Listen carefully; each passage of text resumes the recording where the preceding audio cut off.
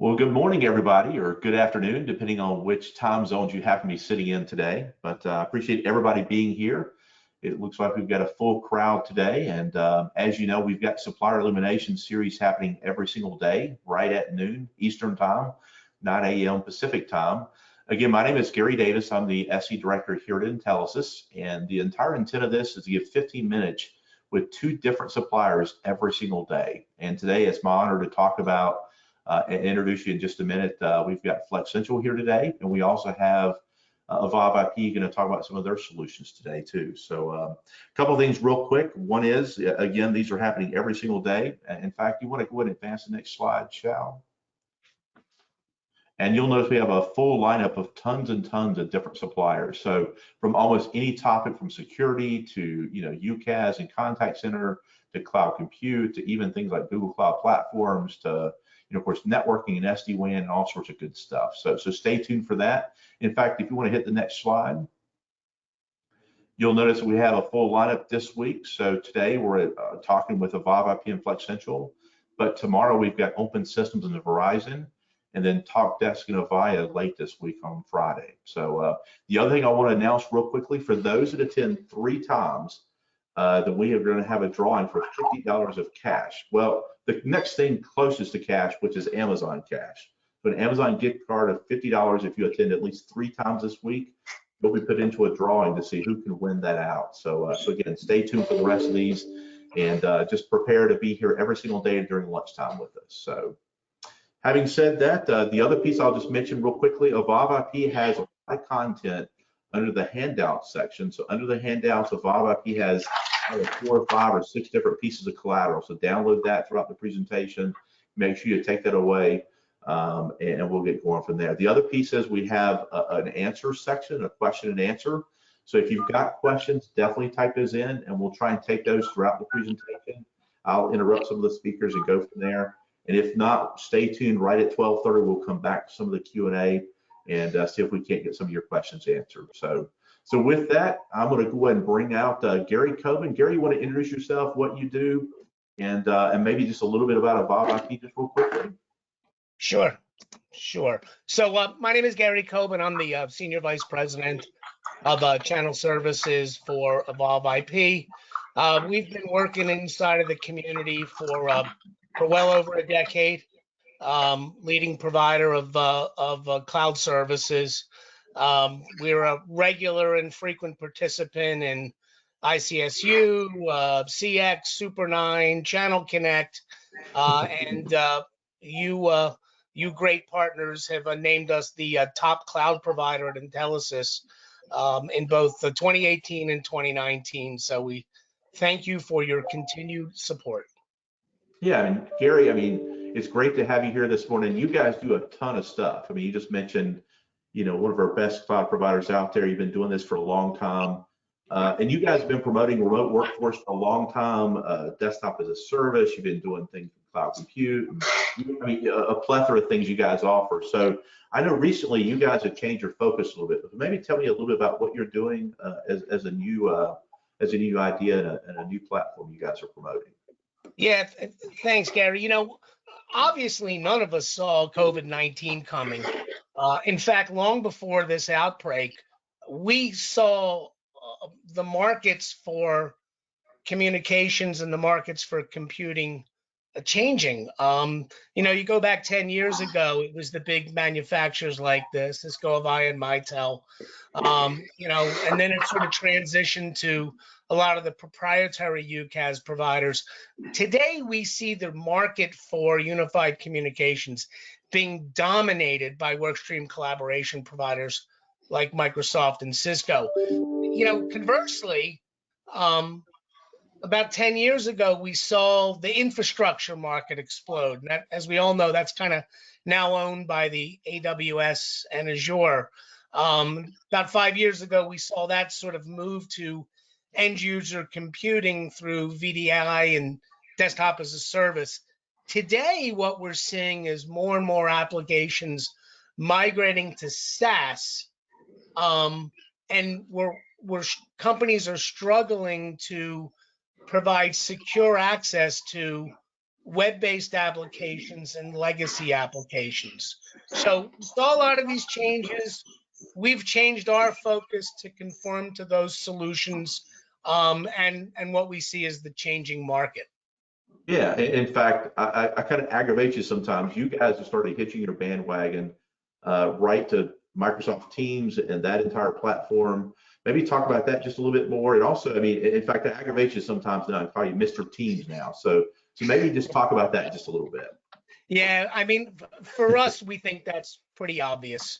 Microsoft has always owned the desktop. And obviously, with the proliferation of Office 365, not only does that include Word and Excel and PowerPoint and Exchange, it includes Teams. In just the last 2 weeks, we've seen daily usage of Microsoft Teams jump from 32 million to 44 million active daily users. We see as more and more businesses migrate to Office 365, they're going to consolidate under Teams, and then Teams will lead the remote workforce for many years to come.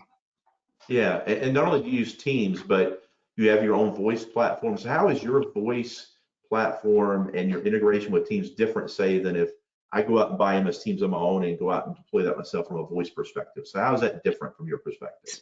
So I think that there's two things, there's two questions inside of your question, and they're both great ones. The first one is, well, I can add voice to my Microsoft Teams account through Microsoft. The answer to that is, yeah, you can, but it's got very limited feature capability for the enterprise market.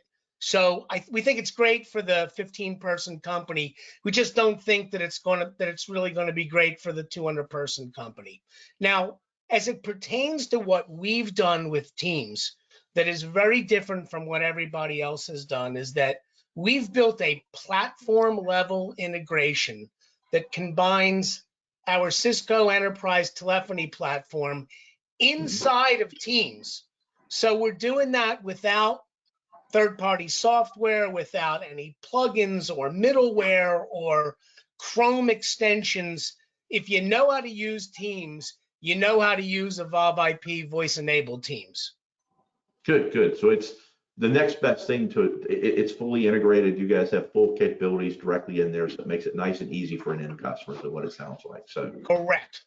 Good deal. And maybe kind of switching gears a little bit. I mean, we've got lots of sales partners on. In fact, give a big shout out. We have over 100 sales partners on at this point, so we've got tons of people out there. So now you're either infamous or famous. I'm not sure which, Gary, but you're out there. Let's talk about, if I'm a sales partner and I've never sold Evolve IP, what are some questions I should be asking to uncover some of these opportunities like you're talking about? I don't want to give away my age, but I've been in the sales game for a long time. And when I start to think about the top 3 or 4 questions, I always try to think about what are the questions that are almost guaranteed I'm going to get some yeses. The first one is, have you migrated to Office 365? According to Microsoft, 56% of every business in the world is using 365, and that includes 92% of the Fortune 100. In the US, we think that number is closer to 80%. So now that we know that, yeah, I've got a client that's migrated to Office 365, the next question is, are you using Teams? And do you plan on consolidating any other collaboration platforms that you're using into Teams? The obvious answer to that is Teams is free. Yep. Your Office 365 subscription.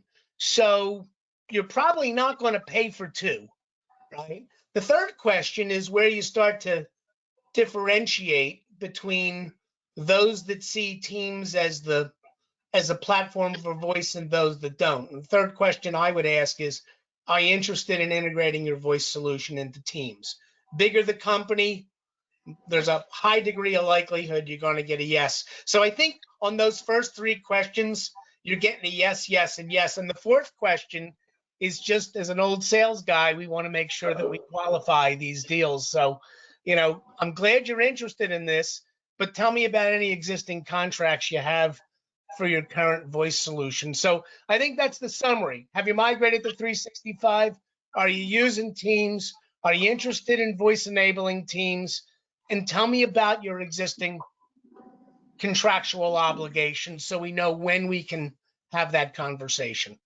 No, good deal. And kind of changing gears just and shifting a little bit, we're here over video today. We were originally scheduled to do this over channel partners and do this live, but of course with COVID and remote working and all this sort of stuff, now you just get to see all of us, our smiling faces on video. So maybe, are there some things you guys are doing from a remote worker standpoint or from a COVID-19 standpoint you want to share with the audience?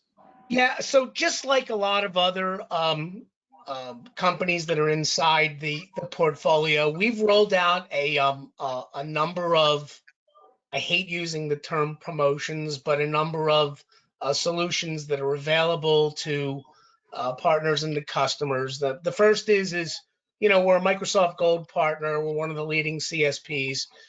For people that aren't using Teams, we can give them Teams for free. We will enable both voice-enabled Teams as well as voice-enabled Cisco. We will enable people to acquire those solutions without any long-term commitment, month-to-month basis.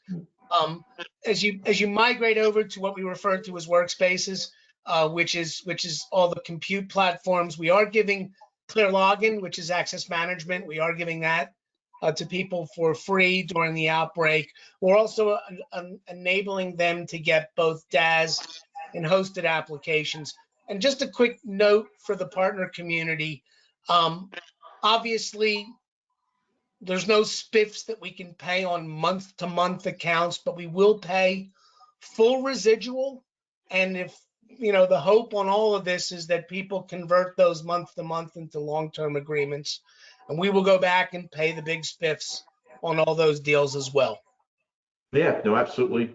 We have about 3 minutes left or so. Maybe also where are you guys a fit, and maybe just as important, where are you guys not a fit? So again, the focus on voice-enabled Teams is in the 100+ market. Clearly, it's 100 users or more, people that have migrated to Team or plan to migrate to Teams within the next 12 months. Just to keep it simple for the call, we're not going to really, we don't see us being a great fit for the 25-person company. So 100 people migrated to 365 and planning or already active on Teams like our two companies, Gary. Okay, yeah, so if it's an extremely small company, 10, 15, 20 users, probably not a great fit for Evolve IP. Is that what I'm hearing?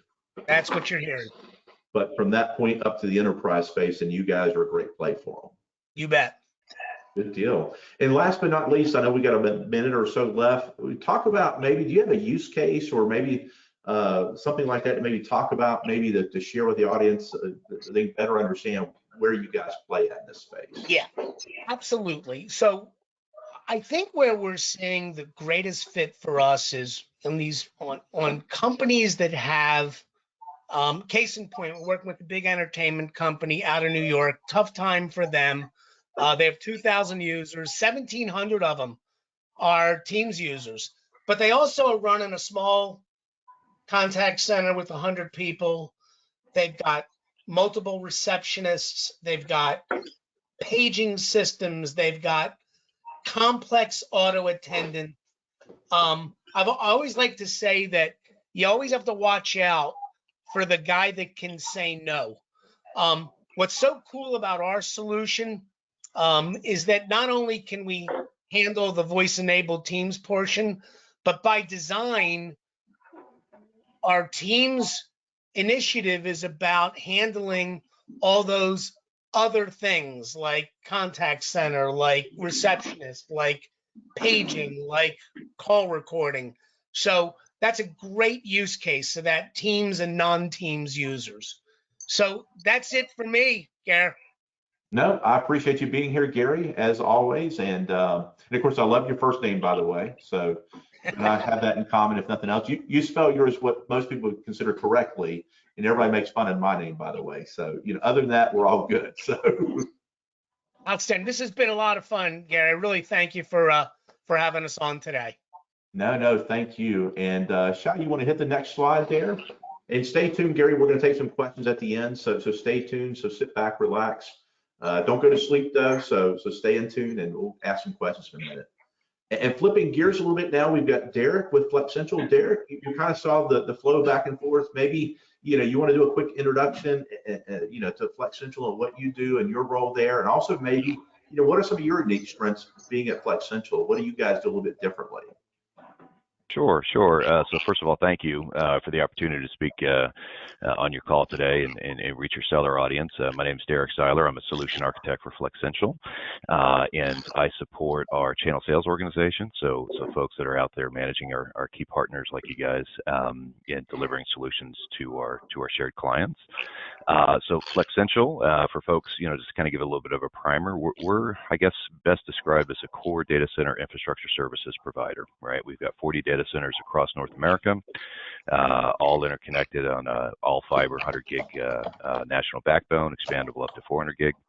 And what we do really well is deliver, data center managed hosting, edge computing, high density computing, and cloud to the very edge of the network. So I think that's really what Flexential is probably best market position for. I'm sure you were one of your strong picks for managed hosting, co-location, as well as hosted private cloud, and being on ramps to the hyperscalers like your Amazons and Azures and so forth. Yeah, no, absolutely. So it sounds like you got a breadth of different options, things like that. Maybe spend just especially since we're here in the house now, all of us that are sitting out of the house, maybe spend a minute talking about what you're doing from a remote working standpoint, COVID-19. I mean, we're having to kind of adapt to that, even us personally. So maybe spend just a minute or two talking about maybe what Flexential is doing in that space. Yeah, that's a great question. I mean, that's really, I think, kind of, two-part, right? One is we have a 100% uptime, guarantee for our customers, right? So in order to deliver that, we have to protect our essential staff, right? There's a lot of national conversation around essential workers and what that means, and we have those too, right? We have those in our 40+ data centers across North America. So we've implemented a series of policies both for our customer-facing organization, like what I'm in pre-sales, in our sellers, as well as our core data center operations folks, just to make sure that we're able to maintain a safe customer environment, right, and minimize potential points of spread and so forth. But then from a solutioning perspective, we also have a lot of customers, just as Gary was talking about before, coming to us going, help us out with remote office solutions, right? So our hosted private cloud nodes and a single tenant configuration are excellent examples of ways that we can spin up, VDI instances on Citrix or, Zinap or whatever. So we have a lot of customers coming to us for that. We've experienced a lot of our existing install base coming to us for bandwidth upgrades, as you would imagine, right? Some stats that Gary was speaking about before, just in terms of 2/3 of America now working from home, right, and some sort of shelter-in-place advisory. That's going to strain networks. You're going to have to get expanded capacity, additional VPL licensing, and so forth. So we're adapting to all of that for our customers as well. And then again, just sort of helping them not only from a remote office productivity, but kind of where they are in their cloud journey. Yeah, and kind of shifting gears a little bit, or instead of just remote working, but you guys do a lot with cloud. I mean, you guys do anything from co-location, you guys do private cloud, more of a multi-tenant with VMware-based type platform on the back end. You do some hyperscaler stuff, even some security stuff. So you got a wide plethora of stuff that you guys offer. Maybe spend just a minute. If I'm a sales partner out there, why should I go down a private cloud versus maybe a hyperscaler versus much more of a multi-tenant versus colo? I mean, maybe spend just a few minutes on why go one route versus the other, and maybe why a customer would care about that kind of stuff, right? I mean, at the end of the day, it doesn't really matter what the technology is, but more why should I care if I'm an end customer out there and go towards one of those platforms? Sure. Yeah. So yes, we do, right? We basically offer all flavors of cloud, if you will, right? and we can help them on that journey. And a lot of times that journey is basically on-prem to colo to cloud, right? As that application is refactored and replatformed for different sort of infrastructure environments. And that's at the end of the day what we are. We're a core data center infrastructure service provider, right? So we can help them step along that journey. The great thing about uncovering cloud opportunities is your customers are already talking about this. You don't have to initiate that conversation with them. They're having conversations around cloud. Where they need help is they need an understanding of what kind of application environments and workloads are best suited for what kinds of clouds, right? And that's where we really come in. There's some maybe applications. Just a minute. Yeah, maybe just spend a minute on what is the difference between like a private cloud versus a multi-tenant or public cloud as well, just to make sure our audience understands what that means even. So I should have probably asked that question to start with, but. Yeah. There's a lot of terms, right? And the terms can sometimes get a bit confusing, right? A hosted private cloud is just as it would sound, right? It's not in a hyperscaler environment. It's not in Amazon or Azure. It's a cloud node or stack that's set up in our data center environment, and we've got 8 such locations spread throughout the country that can either be hosted in a multi-tenant, meaning there are other tenants going to be on that blade, or a single tenant where you're getting dedicated compute resources allocated to you. And a lot of times that is going to be determined by what is the application environment, right? What are the compliance requirements around it? What are the security requirements around it? Is it seasonal, like a workload that's meant to be, seasonal only and then scaled back down? Is it DevOps, right? Some sort of development application that's meant to be, tore up and then tore down quickly. And that's where we work with our partners and their end clients to help them advise them on the right path, right? Looking at that application and sort of the app kind of governs everything that is going to be determined in terms of the application or infrastructure stack that it's going to ride on, right? And then what are the unique properties of that application and pointing them in the right direction, right? So I think that's really, the best way to uncover cloud opportunities is to sort of be that trusted advisor for them, right? To help them to say, okay, some of these applications may be very well suited for a hyperscale environment because of the attributes of it, fit into that very well.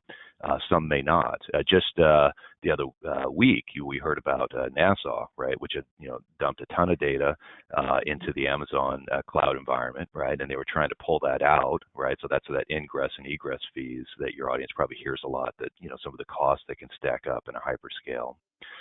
And they were presented with a bill that was extremely unmanageable for them, a big oops moment, if you will, right?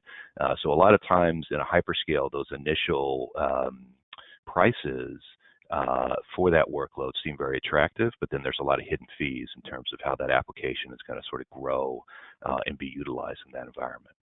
Yeah, so maybe spend a couple of minutes on, what sort of questions, if I'm a sales partner, help uncover cloud compute type opportunities, maybe some questions to help uncover that. I mean, obviously you brought one up, what about the applications, what they're doing, but any others you'd kind of advise if you're sitting in some of our sales partners' shoes that they should be looking at to help uncover those opportunities there? Yeah. So there's a lot of research out there from your Gartners and Forresters and such that something like only about 30% or so of enterprise applications are appropriately factored to be put into the hyperscale environment, right? So I think a great question is, where are you in your cloud journey? What percentage of your applications have you migrated to the cloud, and what has prevented you from it, right? And that's a great way to sort of, what is stopping them from going all in on the cloud, right? Is a great discovery question to get in there and understand where they are in that sort of cloud migration maturity model, right?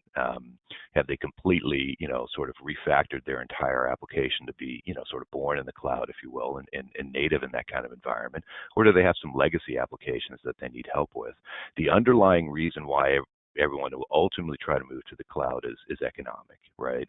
They want to take limited IT resources, limited budget, limited staff, and they want to move them up into the application space, right, where they can drive more value for their customers. That's what they're trying to do, right? So your CIOs, that's where they're thinking about. They're saying, I've got X amount of money I can spend maintaining my applications, do I want to focus most of those on the infrastructure they're going to ride on, or do I just know, or do I want to know that that infrastructure is going to be reliable and up and available and recoverable, so I can spend my resources making my applications better suited for my customers? Yeah, no, makes sense. Absolutely. So we talked about, maybe some questions to help uncover some opportunities, things of that nature. It sounds like in your case, a lot of it does center around the applications, what the use cases are, and where they sit in that cloud journey. So maybe also spend just a little bit on, I know you guys do a lot with cloud, but also you guys spread out and do a lot with security as well. You had an acquisition not too long ago with ViaWest, had an entire security practice. So maybe just talk very briefly on why security matters, obviously, especially in the cloud, but also just some of the other offerings you guys are doing in the security space.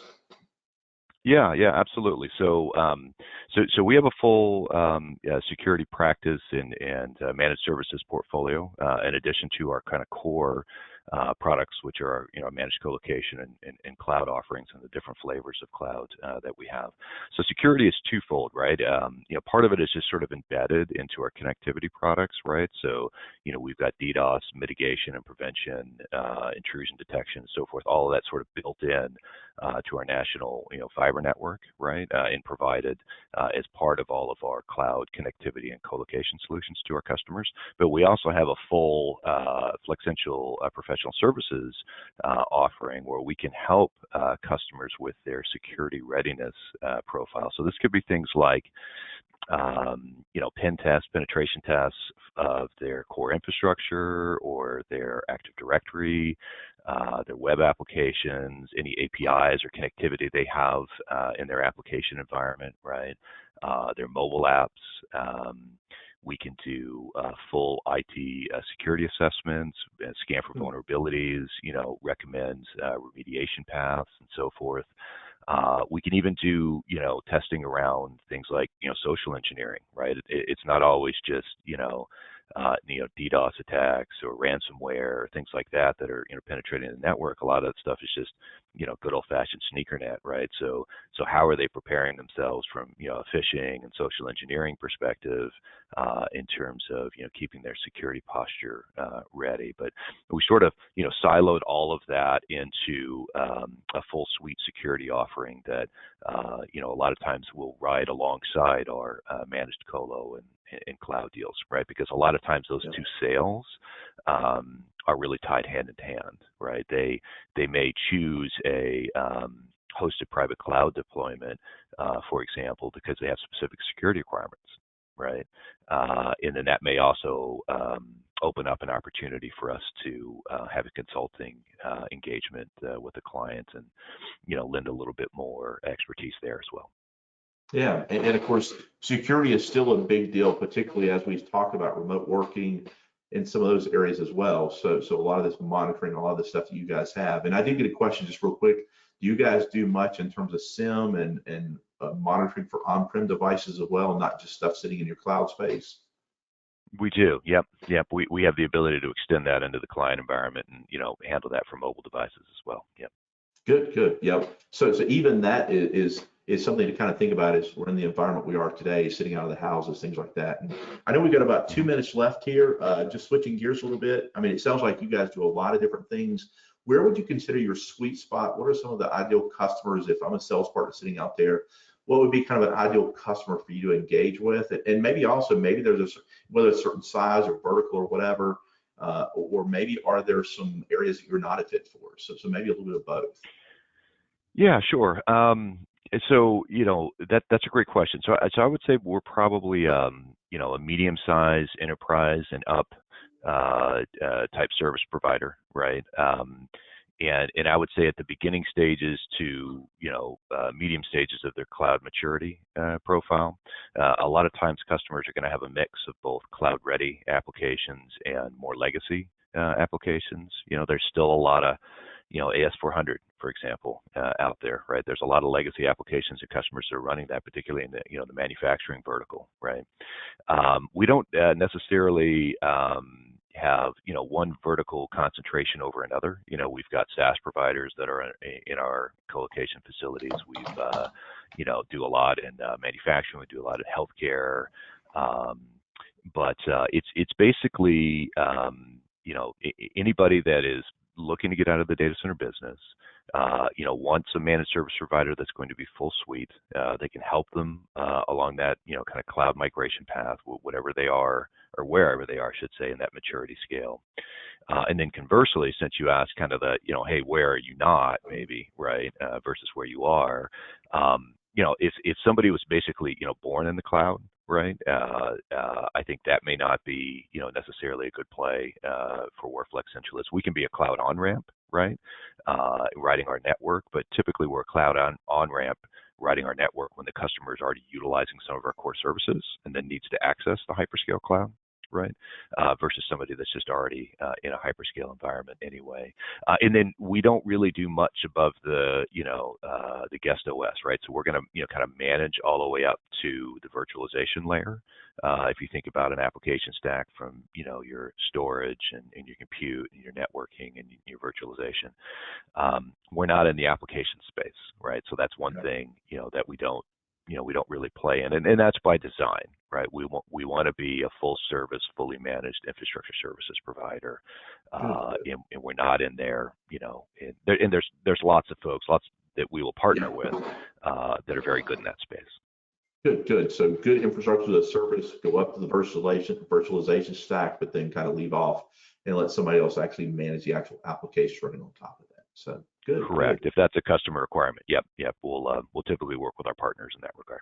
Good. No, I appreciate both of you being here today. Again, Derek, thank you for being here. Gary, thank you for being here. You want to hit the next slide real quick? We're going to take some Q&A here in just a second, but first and foremost, as you start exiting out of the webinar today, make sure you hit the survey, make sure you provide feedback, both Gary and Derek, as well as myself on the Intelisys side. Make sure we understand what you guys are wanting out of these. If there's some things we should be doing differently, provide that feedback. I think all three of us here today want to get that feedback and respond back to you. But I did have a few questions, so those that can stick around, stay tuned for just a little bit. And I want to ask a couple of these questions that are coming in here. I had a question for Evolve here. Do you guys do anything with Microsoft Dynamics on that front? Yeah, I mean, and can you hear me okay? I was muted for a while. I must have made too much noise. No, you're good, Gary. I got a lot of text messages and emails from some of my friends out there. Of course, they were making fun of me, so that's quite all right. But we have a product in our workspaces portfolio called applications, where we can actually virtualize end-to-end just the application, right? So, and it's really combating this concept of, do I really need a full DaaS seat if I only have one or two applications that I want to virtualize? So yeah, from a Dynamics perspective, you bet. We actually have a client right now that's what they've asked us to virtualize, Dynamics. It's working terrific. So if it was ever out there needs more information, by all means, please reach out to me. I can help with that. Yeah, do you actually sell the Dynamics license as well as in support Dynamics as well, or just virtualize it out and provide that back to the customer? Listen, as a CSP, I'm and a gold partner. It's probably likely that we have the ability to do that. I'm not, I think we're traditionally focused on the resale of Office 365, the resale of SPLA, the Teams voice licensing. So it's probably not likely that we would sell the Dynamics license, but I would have to check. Nope, that's fine, and you'll get a report afterwards. So I'll let you get directly back with the individual asking that question. So good deal. Fair enough, absolutely. And Flexential, I'm getting a couple questions here, and Gary, you may want to plug in as well, but maybe start with Derek. Apparently I've got a guy by the name of Michael out there that's asking about a checklist that's used for a client that's undergoing a merger and acquisition phases. What's the best approach? So maybe a checklist or something you guys may have to let them go through a merger and acquisition type of a survey. Well, yes. I mean, I think we could probably help with that. A lot of times, what we see in M&A activities from our partners and clients is a lot of data center consolidations in many cases, right? And so those open up opportunities to see, talk about on-prem versus off-prem hosting of those application environments, or maybe some cloud migrations. So I briefly mentioned our Flexential Professional Services organization in the context of security, right? But they do a lot more than just security, right? So we'll bring them in for consultancy engagements, and a lot of times the catalyst of that would be an M&A type activity where one of your customers is merging with another, and then there's backup environments that are merging together, data centers merging together, those sorts of things. Right. Yeah, and he did follow that up, that he's also asking about that, particularly the mitigate security risks, things like that. So it sounds like you may have something you may be able to help him out. So so definitely, not only about mergers and acquisitions, but also around the security risks associated with those mergers and acquisitions. So just, I'll let you guys 100% clear about that. But it sounds like that. Yeah. Gary, you've got a lot of collateral too on, again, some of the things, some of the pre-sale type checklists, some of the in general, maybe around security, maybe around just moving to the cloud in general things. So maybe you want to speak to that a little bit too, or? Yeah, I was just going to say that. I mean, what our experience has been, especially in the whole private equity and venture capital, when it comes to mergers and acquisitions, the things that slows down mergers and acquisitions is trying to combine, somebody's legacy platforms in, so as the acquirer is trying to, do I have to adopt all the legacy? And that's where I think virtualized technologies really make sense. And we've got a lot of material on that. So to whomever the partner is, by all means, reach out. We can help along those lines. Yeah, and I'm just glancing here at some of the other questions we've got. Another one here coming in from Andrew is, as companies are pushing legacy and SaaS services out to the edge, particularly this new hyper environment, how do you address the privacy of these remote workers to ensure that their private lives are not accessible by the employees or the employers?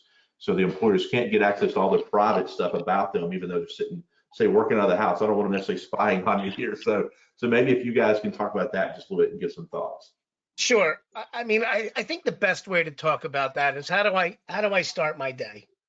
I start my day with the old Control-Alt-Delete, which brings up Clear Login, which is our access management platform. I enter my username, my Active Directory credentials, and what is presented to me are all of my applications, whether they be SaaS-based applications or legacy applications. And they're within that container. Let's call it my business container. I'm not mixing my Yahoo Mail, or I'm not mixing my Gmail in there. And that's really what's cool about access management. It gives me the ability to have a single sign-on and with two-factor authentication. So keeps everybody in the company, keeps my company compliant, because it is a very privatized environment. And the best part of it all, guys, we're talking $6 a month for that. Oh, wow. Good. And Derek, any thoughts on your side, how to keep your private life separate, even though you may be, working from home and things like that right now? Well, not just this time, but all the time. So. Yeah, I think not to be too joking, but I think that's really going to be more governed in the application sphere, which isn't our play. We can deliver the data center infrastructure, compute, and so forth right to the edge of the network. That's actually a big play for us. We call it edge computing, right?